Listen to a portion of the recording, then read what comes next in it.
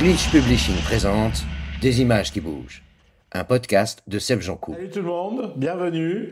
Aujourd'hui, je vous parle du top 10 des meilleurs films de 2025. Plus précisément, les 10 meilleurs films que j'ai vus cette année. Ça ne veut pas forcément dire que c'est des films qui sont sortis cette année. Il y a même des vieux films dans cette liste, mais c'est les meilleurs films que j'ai vus en 2025 et je vais vous les partager. Honnêtement, quand j'ai commencé ma cogitation sur la liste il y a quelques semaines, je me suis dit, oulala, 2025, c'était pas une super année, j'ai l'impression de ne pas avoir vu beaucoup de bons films. Et puis, heureusement, en consultant toutes mes notes dans IMDb, je me suis aperçu que, j'ai dit 10 films à l'aise pour cette liste, qui sont des films dont les notes que j'ai données sur IMDb vont de 9, ce qui est une note exceptionnelle pour moi, 9 sur 10, jusqu'à 7. Et il y a une grande majorité de films à 8 sur 10 dans cette liste. Clairement, je suis agnostique en termes de plateforme, de cinéma et tout ça. Il y a des films que j'ai vus au cinéma, des films que j'ai vus en streaming, des films que j'ai vus en VOD. Ce qui compte, moi, c'est films que j'ai vus cette année. Hein. Ok, d'accord ?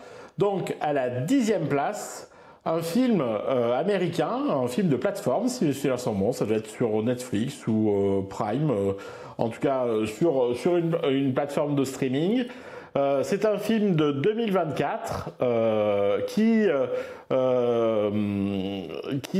raconte l'histoire d'une jeune femme, d'une jeune fille même de 13 ans, alors qu'elle est pas très bien dans ses baskets, se retrouve à voler un pigeon. Elle a des problèmes d'argent, sa famille a des problèmes d'argent. Elle apprend l'existence d'un pigeon voyageur qui vaut très cher et elle décide de le voler. Évidemment, ça va amener une très belle aventure, un très beau portrait avec le duo qu'elle va former avec le propriétaire de ce pigeon exceptionnel. Et c'est un film vraiment très chouette. Vous avez deviné de quel film je parle ? Je parle de Little Wing, qui est vraiment un très chouette film, une bonne surprise. Vous savez, vous lancez le film, vous ne savez pas ce que vous allez voir. Et puis en fait, c'est une réussite. C'est un film qui est à la 10e place dans ma liste, auquel j'ai donné 7 sur 10, je veux dire. Parfait pour passer une bonne soirée sympa à plusieurs devant un écran. Et c'est un film de Dean Israelite avec Brooklyn Prince chez Tafari et Brian Cox. Brian Cox qui joue ce monsieur propriétaire pas très sympa, c'est logique, c'est Brian Cox. Ok, donc c'était la 10e place. Et maintenant on change complètement d'environnement. C'est aussi une production américaine, mais c'est plutôt une production internationale. Ça se passe en Italie. Comment vous faire deviner sans que ce soit trop facile, ça se passe dans la cité du Vatican à un moment important. Le pape vient de mourir, vous avez pigé. C'est un film de 2024 aussi. Je vous parle évidemment de Conclave, le film de Edgar Berger avec Ralph Fiennes, Jacek Corman et Lucian Msamati. Un film que je suis allé voir parce que beaucoup de gens me l'avaient recommandé et j'étais un peu dubitatif et je me suis laissé complètement embarquer par ce film qui m'a réellement beaucoup plu et surtout sans vouloir spoiler aucunement, qui fait montre d'une sorte d'optimisme qui, honnêtement, m'a fait un peu de bien, de me dire que peut-être que tout n'était pas totalement pourri et foutu. Je vous recommande ce film.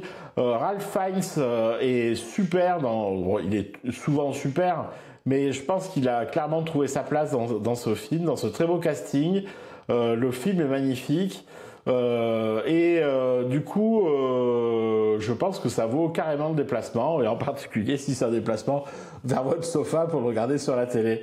Donc Conclave 2024 en 9e position, je vous passerai un bon moment. Et aussi, il y a tout le côté documentaire qui est intéressant, puisque ça donne à voir et à comprendre le fonctionnement de la plus ancienne entreprise sur Terre, donc ça vaut le coup.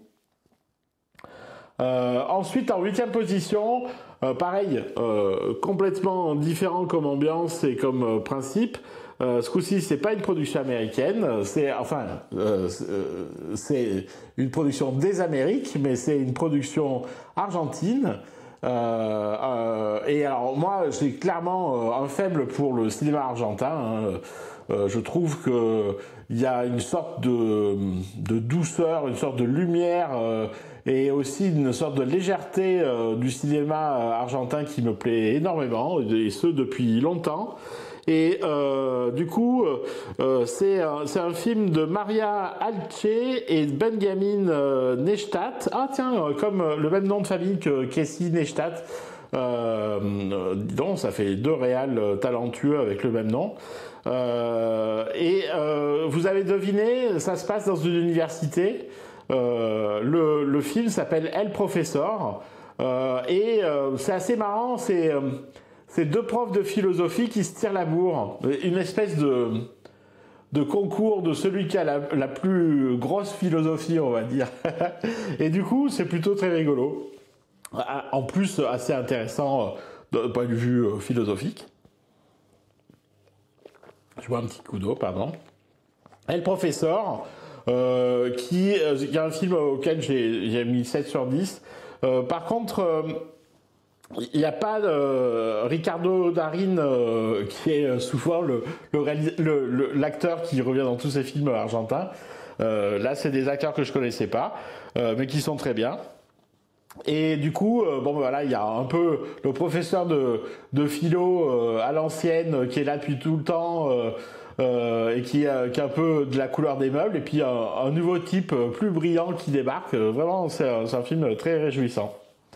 El Professor de 2023, donc que j'ai, je crois, vu en streaming sur Prime, il me semble. Alors maintenant, à la 7e position, je vais vous faire deviner un film beaucoup plus récent, une production américaine qui a été faite pour une plateforme, je crois Netflix. C'est un film tout récent que j'ai donc intégré à la liste ces derniers jours. C'est un film d'action, on va dire, en tout cas un film à fort suspense, réalisé par une réalisatrice américaine dont on doit beaucoup de super films vraiment emblématique des années 80-90 et même des années 2000. Une réalisatrice qui est plutôt une spécialiste du suspense, de l'action et aussi de la chose militaire. Donc ce film, il se passe, en tout cas il débute à la Maison Blanche, dans la salle de crise de la Maison Blanche, vous avez deviné, je vous parle de House of Dynamite de Catherine Bigelow. Qui est vraiment un film que j'ai trouvé assez formidable, avec un suspense dingue et aussi une grande charge émotionnelle. Le pitch, c'est dans la salle de crise de la Maison Blanche, alors que la matinée commence, on détecte le tir d'un missile nucléaire non identifié qui est à destination du territoire américain. Et c'est, voilà, qu'est-ce qui se passe? Quelle est l'administration de la gestion de cette crise pendant 19 minutes. Je trouve que c'est un film ultra intéressant d'un point de vue formel. Il est pas monté comme la plupart des films sont montés. Si vous l'avez vu, je suis curieux que vous me disiez ce que vous pensez de la fin en particulier. Moi qui m'a beaucoup plu, j'ai trouvé que c'était une excellente façon de faire. Mais je pense que beaucoup de gens ont été choqués par cette forme. Donc du coup, dites-moi ce que vous en pensez. Donc c'était House of Dynamite de Catherine Bigelow, qui est quand même, moi je pense, une de mes réalisatrices préférées. On lui doit Point Break, on lui doit Strange Days, qui est un film que j'adore. On lui doit aussi Zero Dark Thirty, on lui doit Hurt Locker. Vraiment une réalisatrice avec une super carrière, quoi. Donc du coup c'était House of Dynamite à la position numéro 7 que je vous recommande chaudement, et puis qui est vraiment d'une grande actualité, par contre qui est plus je dirais désespérante que optimiste comme histoire, Alors là par contre je change complètement de registre, mais en même temps pas complètement, c'est rigolo, c'est les hasards du classement. En 6e position, un film de 1984. Alors vous allez me dire, mais Sébastien, qu'est-ce que vient faire un film de 1984 dans un top 10 de 2025? C'est qu'il a été remasterisé et que c'est un film que j'ai redécouvert, je dirais, dans un état de qualité cinématographique que je ne lui avais jamais connu, puisque moi c'est un film que j'ai vu en VHS de basse qualité quand j'étais ado et que je n'ai jamais vu au cinéma, et donc là j'ai pu en jouir en 4K Dolby Cinéma sur ma grande télé, et c'est une splendeur. C'est un film de science-fiction emblématique, hein. C'est vraiment, il est probablement dans le panthéon des films de science-fiction. Un film de 1984 avec un acteur autrichien assez balèze. Bon, évidemment, je parle de Terminator. Bon, Terminator, je vous conseille, évidemment, tout le monde connaît, tout le monde l'a vu, mais par contre, je pense que peu de gens l'ont vu dans sa version remasterisée 4K. Le son est parfait, le film est plus beau qu'il ne l'a jamais été auparavant. C'est James Cameron qui a supervisé le remastering, comme il l'a fait pour Abyss aussi, dont la copie est magnifique aussi.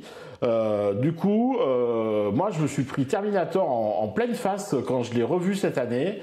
Je pense que je l'ai même plus aimé cette année que je ne l'avais aimé initialement en découvrant le film. Il est d'une beauté, cette SF des années 80, elle est vraiment parfaite pour moi. C'est exactement ça la SF que j'ai en tête aujourd'hui. Donc c'était Terminator de James Cameron. Alors ce qui est rigolo, c'est que James Cameron est le scénariste de certains films de Catherine Bigelow. Il a écrit en particulier le scénario de Strange Days pour Catherine Bigelow. Et puis ils ont vécu ensemble à une époque aussi. Donc c'était en 6e position Terminator de James Cameron. Et je passe au 5e film, et là pareil, vous allez me dire, mais ta liste est aberrante, c'est pas ça. C'est ma liste, je fais ce que je veux. Un film de 1972 que j'ai déjà vu de nombreuses fois aussi, et que je connais depuis longtemps, mais qui lui aussi a été remasterisé et qui prend une dimension formidable, d'autant plus que c'est un film musical et que le son a été remasterisé, et donc on peut entendre cette œuvre qui est une œuvre musicale prévue et conçue pour l'image. On l'entend comme jamais on l'a entendu, puisque à la fois les images ont été remasterisées, mais toute la bande originale a été remasterisée. C'est un film de Adrian Madden qui est une production du coup, je dirais, anglaise, qui se déroule dans un lieu historique italien. C'est un groupe emblématique des années 70 qui joue. Évidemment, je vous parle de Pink Floyd à Pompéi, qui à une époque s'appelait Live at Pompéi, qui est, bon, pour les fans de Pink Floyd, évidemment, un de leurs chefs-d'œuvre les plus célèbres. Mais même si vous ne connaissez pas la musique de Pink Floyd, je vous invite à regarder ce film qui est vraiment super. Et je trouve que l'histoire de pourquoi ils ont tourné le film est assez géniale. À l'époque, Pink Floyd, qui est vraiment un groupe extrêmement innovant, qui utilise des synthétiseurs de façon singulière, tout ça, la presse spécialisée commence à dire que Pink Floyd n'est pas un groupe de live, que c'est un groupe de studio, que c'est des techniciens. Et du coup, les Floyd décident d'enregistrer un concert live, mais sans public. Et ils s'installent dans le cirque de Pompéi, à côté de Naples, en Italie. Et ils tournent, ils filment dans les conditions du direct, du live, un film en 35 mm sublime. Et du coup, depuis cette année, on peut le redécouvrir pareil, dans des conditions cinématographiques que le film n'a jamais eu jusque-là. Et dans une qualité sonore et musicale formidable. Donc voilà, c'était en 5e position pour 2025 pour moi, Pink Floyd à Pompéi, qui est vraiment un cadeau à se faire et à se refaire. D'ailleurs, c'est un film que j'ai acheté de façon à pouvoir le revoir souvent parce qu'il est vraiment formidable. Maintenant, on arrive dans les 4 derniers films de cette liste des meilleurs films de 2025. Et je vais vous parler d'un film de 2024, un film espagnol que j'ai découvert totalement par hasard en surfant sur une plateforme dont je ne me rappelle pas le nom, comme je fais souvent, en partant à l'aventure, en me disant tiens, je vais essayer de trouver quelque chose que je ne connais pas et qui me plaira peut-être. Et c'est un film d'une inventivité cinématographique formidable, puisque c'est un film sur un couple qui décide de se séparer et d'organiser une grande fête de séparation. Déjà, l'idée est sympa en tant que telle, mais évidemment, ça pose énormément de problèmes à tous les gens qui sont autour d'eux, qui ne comprennent pas qu'ils ont envie de célébrer cette séparation. Mais non content déjà de cette histoire, je dirais, qui est déjà prête à sourire et qui est intéressante, le personnage féminin de ce couple est réalisatrice, et on va comprendre au fur et à mesure de ce film qu'elle réalise le film sur cette séparation, qu'elle est visiblement la réalisatrice du film qu'on est en train de regarder. Et il y a une sorte de franchissement du 4e mur et du méta que je trouve fascinant. Et c'est un film vraiment d'une grande beauté, très bien interprété. Et du coup, je vous parle de Septembre sans attendre. Je ne parle pas espagnol, il a certainement un titre espagnol plus sympa, mais ça c'est le titre français. Et qui est du coup un film de Jonas Trueba, avec des acteurs et des actrices que je ne connaissais pas, dont je ne veux pas écorcher les noms, mais clairement c'est un des meilleurs films que j'ai vu cette année, d'une inventivité extrême, où au fur et à mesure je me dis ah mais c'est formidable, je dirais l'émerveillement va croissant au fur et à mesure qu'on voit le film, donc je vous le recommande très chaudement. Vraiment un très beau film, et aussi une belle histoire. Alors je ne vais pas forcément dire l'histoire d'amour, mais une belle histoire de couple intéressante. Donc c'était la 4e position, et je passe maintenant à la 3e position, et qui est un film un peu arrivé par surprise dans cette liste il y a quelques semaines aussi, puisque c'est un film de 2022, donc que beaucoup de gens ont vu depuis longtemps, mais que je n'avais pas vu, et que j'ai regardé, je dirais, un peu sans avoir aucune attente positive pour le film. Je me suis dit, bon, je lance, si au bout d'un quart d'heure ça ne me plaît pas, j'arrêterai, c'est pas grave. C'est un film musical lui aussi. C'est un film musical sur les premiers jours du rock'n'roll aux États-Unis, et sur la biographie, c'est un biopic d'un personnage emblématique de l'histoire du rock. Bon, je vous parle évidemment de Elvis. Moi, d'ailleurs, je suis pas... évidemment, je connais la musique d'Elvis Presley comme tous les humains sur Terre, mais jamais j'ai écouté volontairement un album de Elvis, par exemple. Mais il s'avère que c'est un film de Baz Luhrmann. Et vous savez, Baz Luhrmann, c'est un réalisateur particulier. Il a une espèce de magie à l'image, ça virevolte, c'est très dynamique, c'est toujours ses histoires sont très enlevées.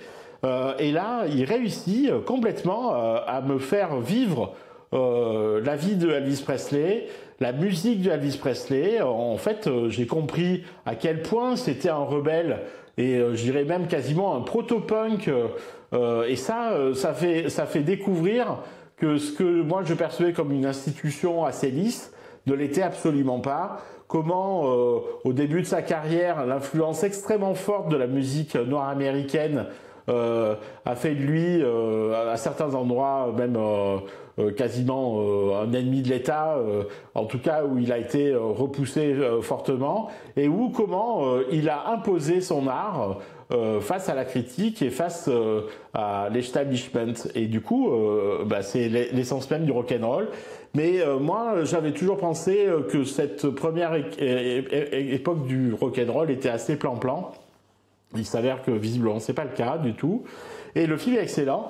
Et je dois dire que Austin Butler, l'acteur qui incarne Elvis, est très fort, quoi. C'est une espèce de transformation. C'est pas une imitation servile, mais il incarne parfaitement le personnage. Et clairement, ce Butler là qu'on a vu aussi dans Dune, waouh, c'est un gars, il est jeune encore. Je pense qu'on va le voir pendant des décennies faire des trucs très forts. Vraiment. Donc du coup, Elvis, troisième de cette liste. Avec une note de 8 lui aussi. Pareil, l'occasion de passer une soirée musicale assez captivante. Je recommande chaudement pour ceux qui ne l'ont pas encore vu. Il n'est pas encore trop tard.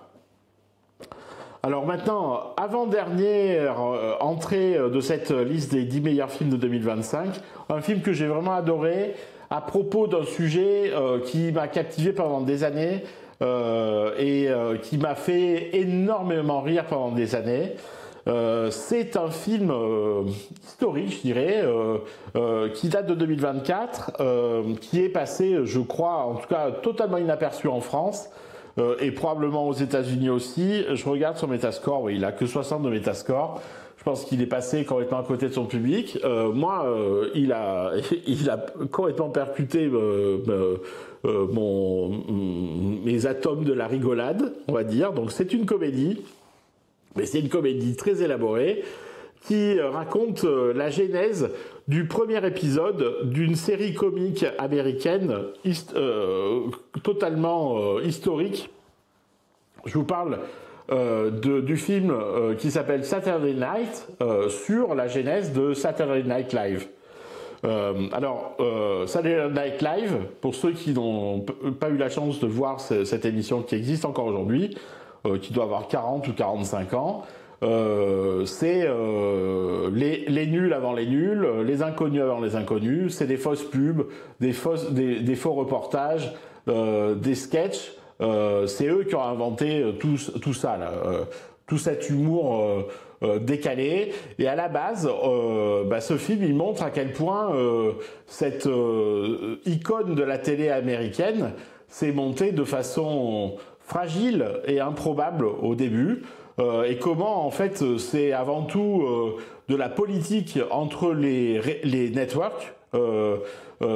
Comment ils étaient eux-mêmes le jouet de certaines puissances et qu'ils ont réussi à faire exister leur émission au prix d'une immense créativité et aussi d'une détermination formidable. Donc ça donne envie à tous ceux qui se lancent dans des projets difficiles ou voire impossibles.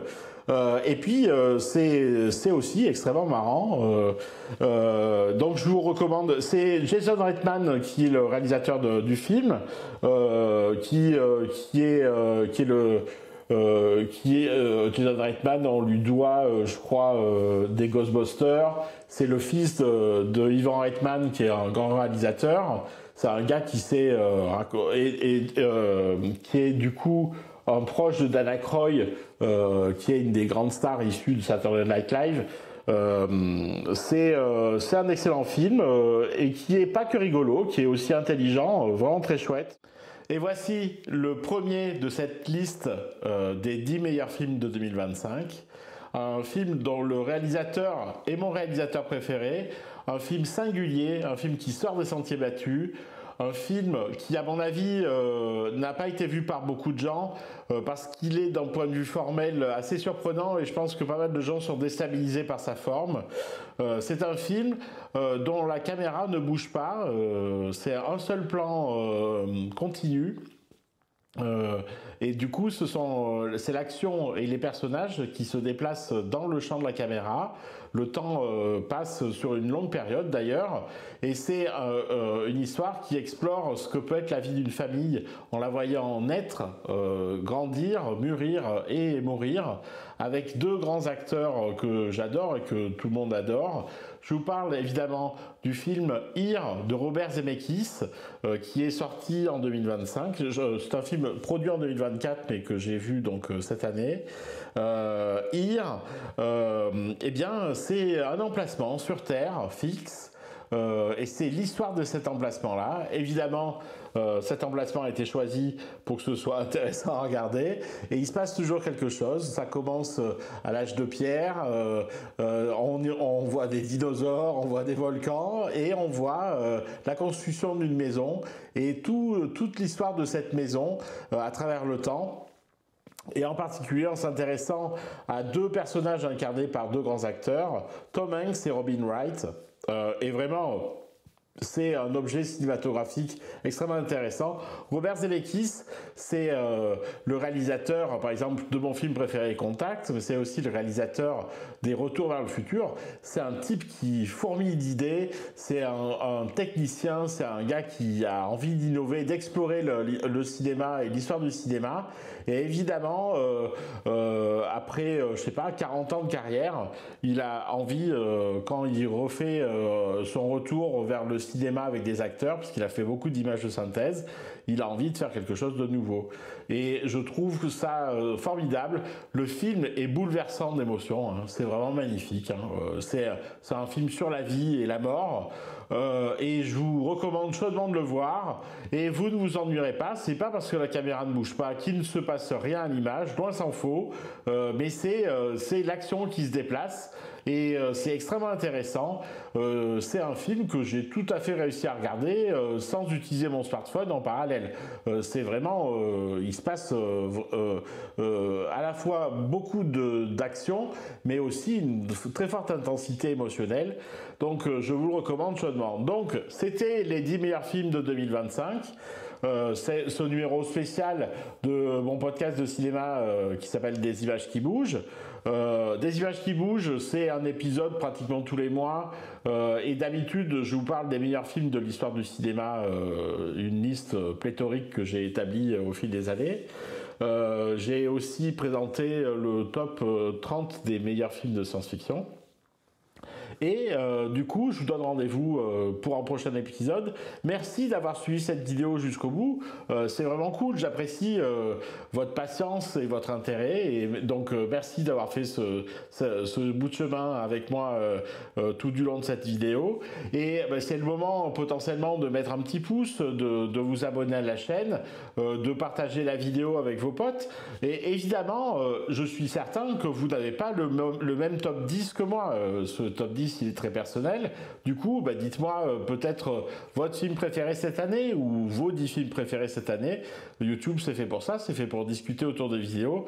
Du coup, donnez-moi votre avis et votre propre classement. Et si vous voulez, même répondez à mon classement, enregistrez une vidéo et faites votre propre réponse à ma proposition. Donc voilà, c'était Seb Joncoux pour Glitch Publishing. C'était des images qui bougent. Allez, salut, ciao, j'arrête l'enregistrement.